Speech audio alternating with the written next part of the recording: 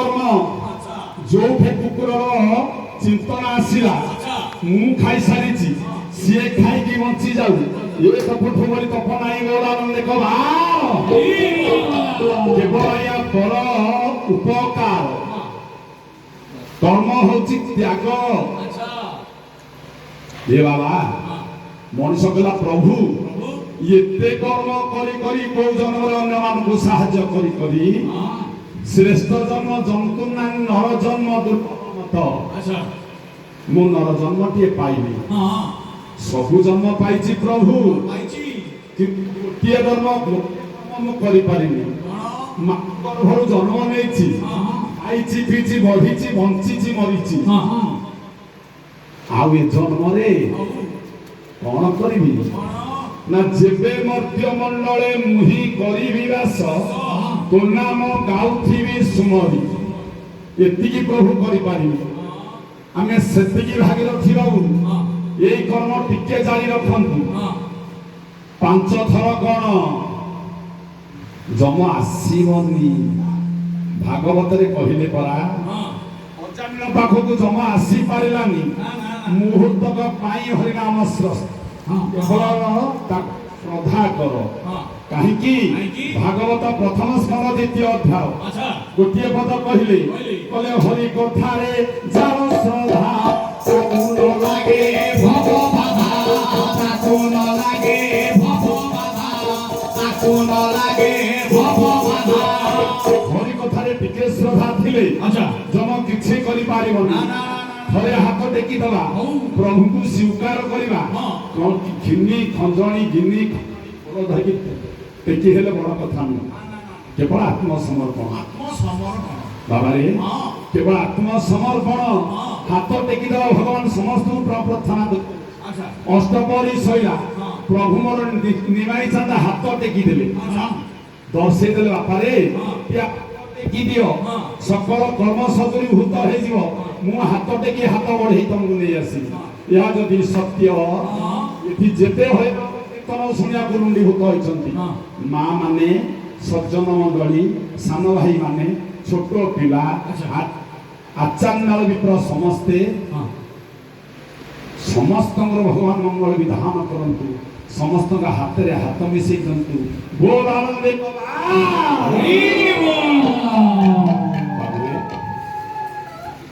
बाबू छोटिया कथा दिए आम आज कहे ना हरि कथारे जार श्रद्धा ताकू न लागे भव बाधा आज्ञा आज्ञा कौन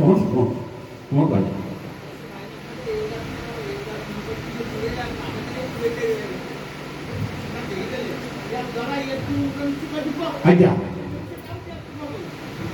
ना विषय बुझा व्यस्त आज आसनी विषय वस्तु आज्ञा एगुड़ा सब कौन कीर्तन प्रकृत कीर्तन को आम आसिले वास्तव आप एकमत विश्व भित्तिक कीर्तन होती वास्तव कीर्तन सज्जन मंडली छोटिया कथा दिए प्रथम कथा हूँ कौन ना हरि कथा गोटे पद लगे आरंभ करवा हरि कथारे जार श्रद्धा ताकू न लागे भगवाधा हरि कीर्तन रे कौन अच्छी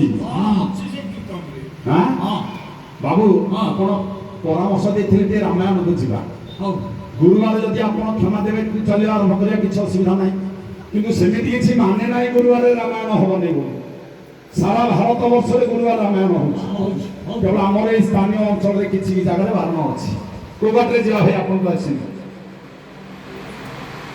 गुरुवार हो तो सज्जन मंडली ताले मार्गटा कौन आम हरिकृपा पाइबा से मार्गटा कौन खाली आपन आगे स्थापना करूँ मार्गटा कौन हरिकृपा पाइबा को हेले आज्ञा ज्ञान मार्ग आ गोटे रहा अज्ञान मार्ग नकले सब कहीं जाई हबनी कहला कर नाम गान रे बाई मन बापरे जदि नाम गाइबू ଅଜ୍ଞାନୀ ହେଇଯା ଅଜ୍ଞାନ କର ନାମ ଗାନ। ଅଜ୍ଞାନରେ ନାମ ଗାନ। ଆରେ ଜ୍ଞାନ ପଛରେ ଗୋଡ଼ାଇ ମାର୍ଗ ନ ପାଇବୁ ତୁହି ମାର୍ଗ ନ ପାଇବୁ ତୁହି ଶେଷରେ ହେବୁ ହିନି ମାନରେ ଭାଇ ମନ ଶେଷରେ ହେବୁ ହିନି ମାନରେ ଭାଇ ମନ। ଆଜ୍ଞା ଚାରୋଟି କଥା ଆପଣ ସ୍ଥାପନ କରି ବିଷୟବସ୍ତୁକୁ ଯିବି। କାହିଁକି ଗୁରୁଦେବ ଲେଖିଲେ ଭାଇ କ'ଣ ହେଇଛି କ'ଣ ଗୋଟା ବସି ତ ସେ ଦିଥର ବାଜିଲାଣି ଗୋଡ଼ କ'ଣ ଗଲା ସିଏ ହେଇଠି ହଉ ଆଜ୍ଞା ଗୋଟେ ଚାଇଁ ଚାଁ ଲାଗିଯାଉଛି ମୁନିଆଟା ଜାମ ଘର ବାଜିଗଲାଣି ପରା। ରାବଣଟା ହେଉଛି ବଦମାସ, ରାବଣ ହେଉଛନ୍ତି ହିରୋ। ଆଉ ଜଣେ କଥା କାଟେ ଭାଇ ରାମ ହେଉଛନ୍ତି ବଦମାସ, ରାବଣ ହେଉଛନ୍ତି ହିରୋ। 14 ରାତି 12 ଦେଖିବେ କିଛି ହେଲେ ନିଷ୍ପତ୍ତିରେ ପହଞ୍ଚି ପାରିବେ ନାହିଁ। କିନ୍ତୁ ସଂକୀର୍ତ୍ତନ ମାର୍ଗ ଆଜ୍ଞା ସେ ଆମ ଧାଡ଼ିକା ମାର୍ଗ ଆମର କ'ଣ ନା ଅଜ୍ଞାନେ କର ନାମ ଗାନ। ଜ୍ଞାନ ପଛରେ ଗୋଡ଼େଇଲେ ମଣିଷ ପାଗଳ ହବାଟା ଥୟ। ତାହେଲେ ବାସ୍ତବ କ'ଣ ତାହେଲେ ଆଜ୍ଞା ଜ୍ଞାନ ସିନା ଶ୍ରବଣକୁ ଅମୃତ ପ୍ରାୟ। ଜ୍ଞାନ ସିନା ଶ୍ରବଣକୁ ଅମୃତ ପ୍ରାୟ। ପଥରେ ଚଳିବା ବାଟ ପଥରେ ଚଳିବା ବାଟ ବଡ଼ ସୁନ୍ଦର। ଥିଲେ ହୁଏ ମିଶେ କରିବୁ ପ୍ରମାଦେ ମିଶେ କହିବୁ ପ୍ରମାଦେ ମିଶେ କହିବୁ ପ୍ରମାଦେ ସେ ସବୁ ହେବୁ ହିନି ମାନରେ ଭାଇ ମନ।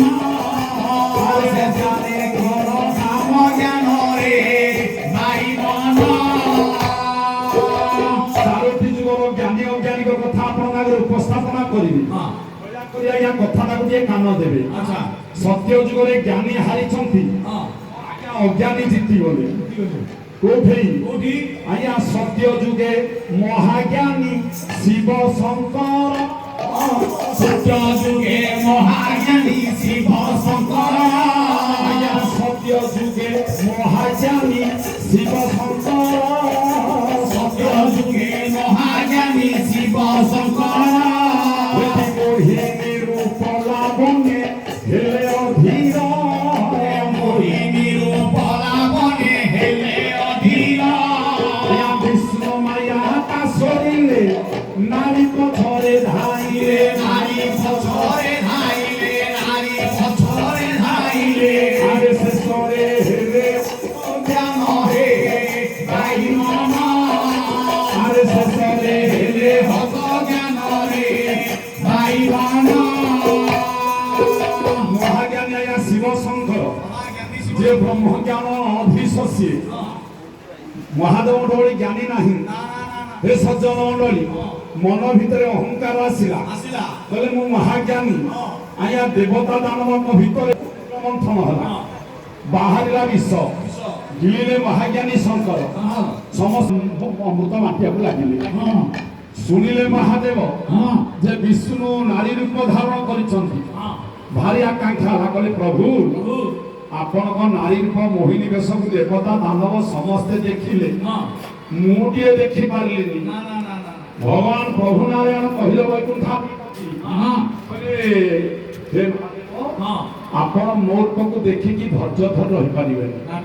ଅହଙ୍କାର ଶିବଙ୍କ ମନରେ କହିଲେ ମୁଁ ବୈରାଗ୍ୟ ଭୂଷଣ, ଏ ଆପଣଙ୍କ କିନାରୀ ରୂପ ଧାରଣ କରିବେ ଯେ ମୁଁ ଦର୍ଶନ କରିପାରିବିନି।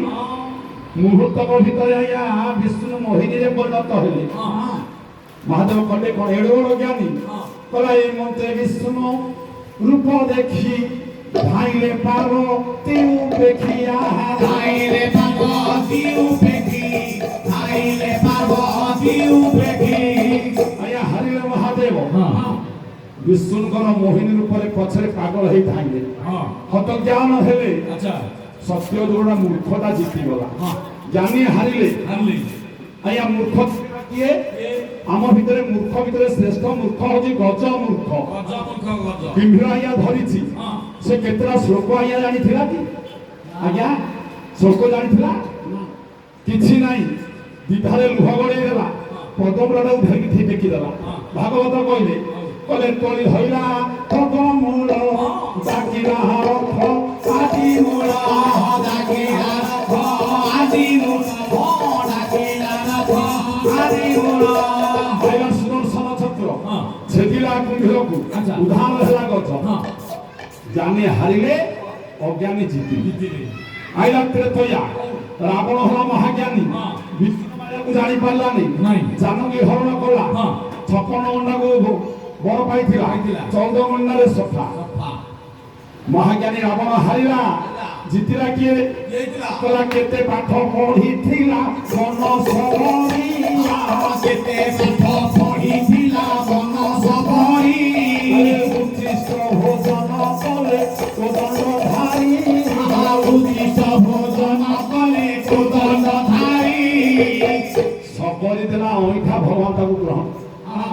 ରାବଣ ଜ୍ଞାନୀଟା ହାରିଲା ଗୋଟିଏ ଅଜ୍ଞାନୀ ଭଇଦେଲା ତ୍ରେତୟା ଆସିଲା ଦ୍ୱାପର ମହାଜ୍ଞାନୀ ବ୍ରହ୍ମା ଗୋବତ୍ସା ହରଣରେ ହାରିଲେ ଦଳେ ଗୌରୁଣୀ ଜିତିଗଲେ ଆଇଲା କଳି ସାଲ ନରସିଂହ କାଞ୍ଚି ଅଧିପତି ଜଗନ୍ନାଥଙ୍କ ମାୟାକୁ ଜାଣିପାରିଲାନି ଆମ ରାଜାଙ୍କୁ କହିଲା ଚଣ୍ଡାଳ ହାରିଲା ରାଜ୍ୟ ଗଲା ଜିତିଲା କିଏ ରେ ଏ ବାଟେ ଦହି ବିକୁ ଅଛି ମାଣିକ ନାରୀ ବାଟେ ଦହି ବିକୁ ଅଛି ମାଣିକ ନାରୀ ଦହି ପାନ କଲେ ପ୍ରଭୁ ହସ୍ତ ପ୍ରସାରୀ ଦହି ପାନ କଲେ ପ୍ରଭୁ ହସ୍ତ ପ୍ରସାରୀ ସଜ୍ଜନ ମଣ୍ଡଳୀ ଜ୍ଞାନୀ ହାରିଲା ମାଣିକ ଗୌରୁଣୀ ବାଟରେ ଦହି ବିକୁଛି ପ୍ରଭୁ ରତ୍ନମୁଦି ବନ୍ଧା ଦେଇକି ତାଠୁ ଦହି ଡାକିଲେ ଜିତିଲା କିଏ ଆରେ ଜ୍ଞାନୀ ଜିତିଲା ନା ଅଜ୍ଞାନୀ ଜିତିଲା ଅଛି ଏ କଣ ଆଇ ସେ ଅଜ୍ଞାନୀ ବୋଲି ଆମେ କହିପାରିବାନି ଇଏ ଏକ ଭାବରେ ଯାହା ଶୁଣିବେ ଏକ ଭାବେ ଭାବୁ ଏ ଘୋର ସଂସାର କରିବୁ ଏ ଘୋର ସଂସାର କରିବୁ ଏ ଘୋର ସଂସାର କରିବୁ ବାବୁରେ ଗୋଟିଏ ମାର୍ଗ ହଉଛି ଭାବିବା ମନକୁ ବିଚଳିତ କରିବେନି ଏକାଗ୍ରତାରେ ବସି ଶୁଣିବେ ଯାହା ଶୁଣିବେ ତାକୁ ବିଶ୍ୱାସ କରିବେ ଏ ହଉଛି ମାର୍ଗ ସଜ୍ଜନ ମଣ୍ଡଳୀ ତାର ଉପରେ ପର୍ଯ୍ୟବେସିତ ବିଷୟ ସଜ୍ଜନ ମଣ୍ଡଳୀ ଶୁଣିବେ ଶୁଣିଲା ଭଳିଆ କିଏ ଶୁଣିବେ ଶୁଣେଇବ କିଏ ମୁଁ ମୋର କି ସାଧ୍ୟ ଅଛି ଶୁଣିବା ପାଇଁ ଏ ମନ ଶୁଣେ ମନ ଶୁଣାଏ ମନ ଶୁଣି ମନ ଶୁଣେଇବ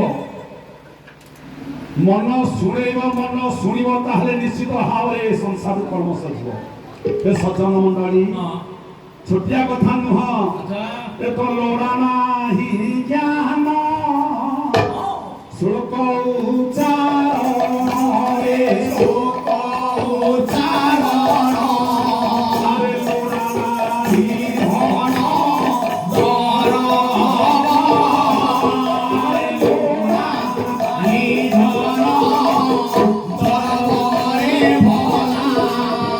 লোড়া নাহি ধন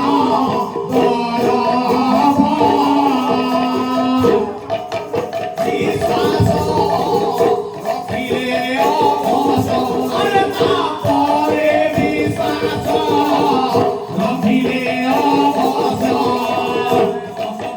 অহুয়ে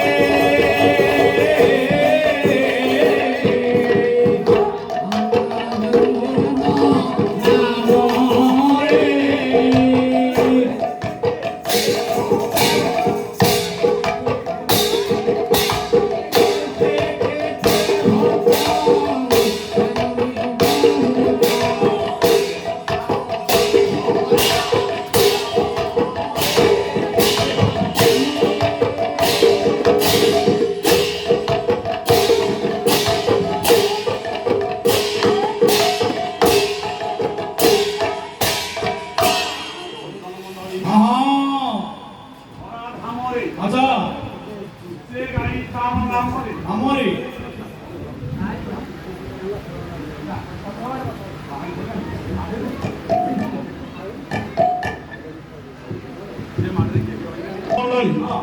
ये ओडिसी के कौन मारो हमारे केवल हाथ टेका काम विश्वास होची भाई संसार रे विश्वास बड़ कथा आज एमती मंगलपुर ग्रामवासी माने ये हरि कथार आयोजन कर महाप्रभुर 3 दिन व्यापी अष्टप्रहर नामयज्ञ सैला आज हूँ फलश्रुति पुराण लगे पुराण से सब फलश्रुति थाए शुणिले कौन फल मिले माँ मैंने मोर अच्छा सज्जन मंडली अच्छा आम आज विचार करवा रामायण संलग्न विषय दिए फलटा केमती आसूची किए फल पाइब समस्ते फल पाइबे स्कूल जे ना लिखे बड़ सी पासे ना रे बापा परीक्षा देख केमी होची कहला दक्षिण भारते जिला ग्राम के जिला ग्राम के विजय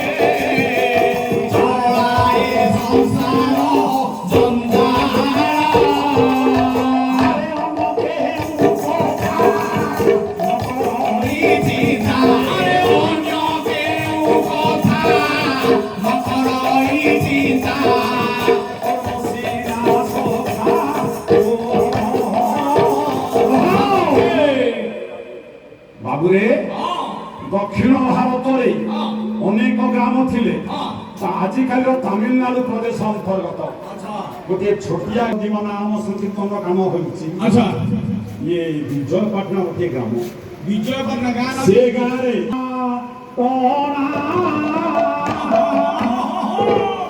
ग्रामवासी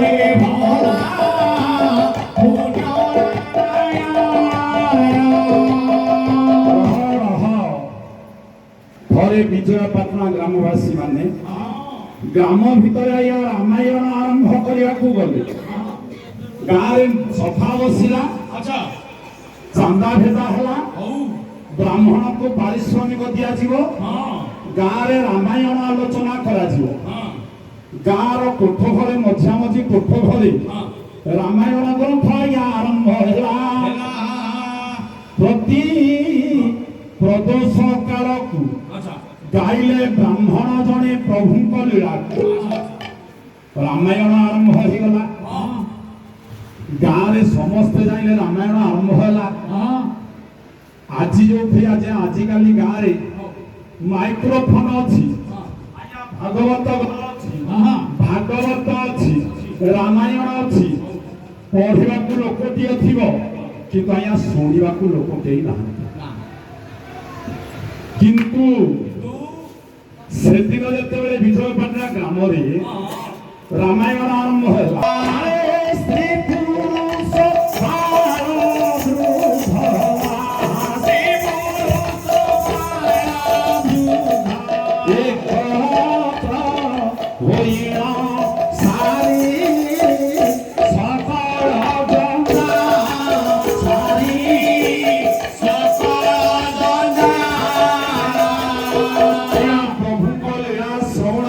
ହେଉଥାନ୍ତି ଠୁଳ। ହଁ ସଜ୍ଜନ ମଣ୍ଡଳୀ ହଁ ସେ ଗାଁରେ ହଁ ରାମାୟଣ ଚାଲିଲା ଆଜ୍ଞା 10-15 ଦିନ ଚାଲିଲା।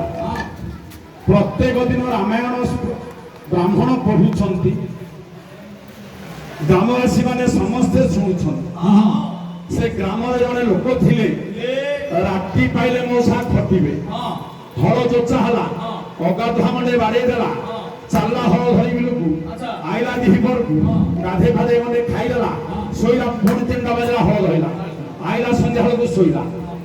আরে ন জানই ধর্ম কর্ম ন জানই কিছু নজানই কিছু বলা নজানই কিছু জানই ধর্ম কর্ম নজানই কিছু বলা নজানই কিছু জানই ক্ষত্রিয় কুলে জনম দিছি নইব ক্ষত্রিয় কুলে জনম দিছি। ଗାଁରେ ଗୋଟିଏ ଖଣ୍ଡାୟତ ଶ୍ରେଣୀର ଲୋକଟିଏ ଥିଲେ, ହଁ ହଁ ଜାଣିଛନ୍ତି ଖଟିବା କେବଳ ଖାଇବା, ହଁ ଆଉ ଶାସ୍ତ୍ର କଣ, ପୁରାଣ କଣ, ଜ୍ଞାନ କଣ, ଧ୍ୟାନ କଣ, ୟା କିଛି ଜାଣେ ନା। ସେ କିଛି ଜାଣା କେବଳ ଖଟିବ ଖାଇବ।